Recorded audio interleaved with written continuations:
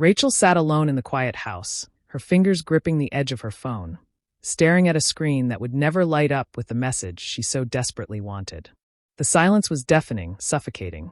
Just days ago, this house had been filled with warmth, stability, and the quiet certainty of a love she had thought unshakable. But now it was empty, and it was all her fault. She had always believed Nathan would never leave. He was steady, patient, her rock. She thought she could tease, push, even cross the line a little, and he would always stay, unwavering and unbothered. But in a single moment, with a few careless words, she shattered that illusion. She hadn't seen it coming. She hadn't realized how thin the ice beneath her feet had become until it cracked beneath her. It had started like any other evening.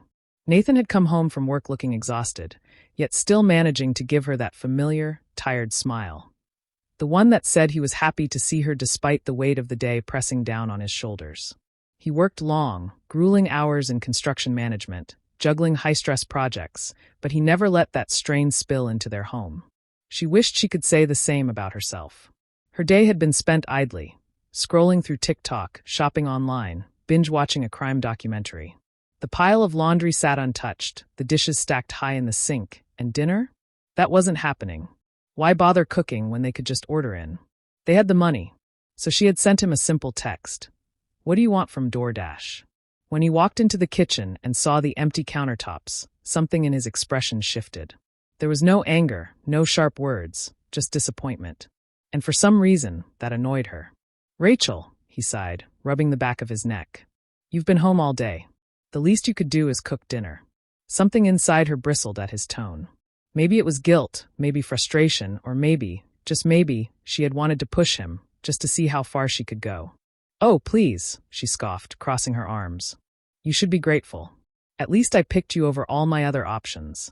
Silence. A heavy, unnatural stillness filled the room. Nathan's hands remained in his pockets, his expression unreadable. "What?" His voice was quiet, dangerously calm. She laughed, brushing it off as if it were nothing. "I mean, let's be real. You weren't exactly my first choice. But hey, I settled down, didn't I?" The second the words left her mouth, she knew. She saw it happen, the shift in his eyes, the way his shoulders stiffened just slightly.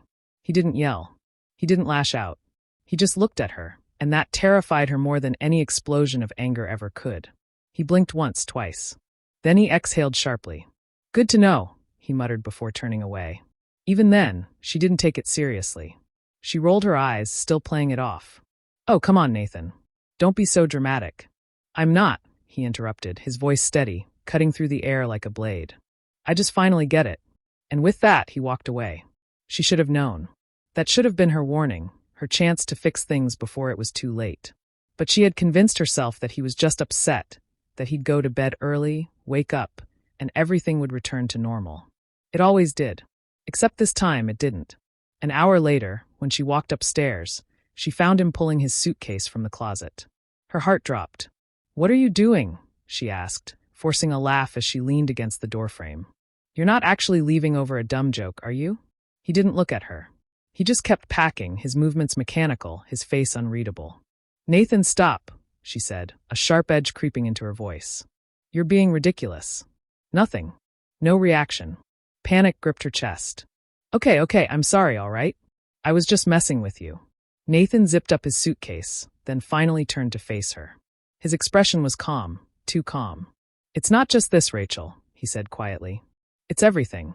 You don't appreciate me. You don't respect me. And now I know how you really feel." Her throat tightened. "That's not fair," she blurted out. "I do appreciate you."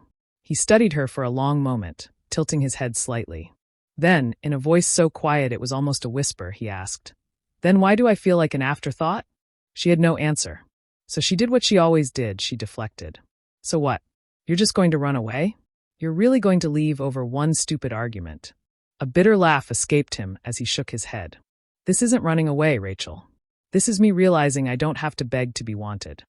And just like that, he grabbed his suitcase and walked out.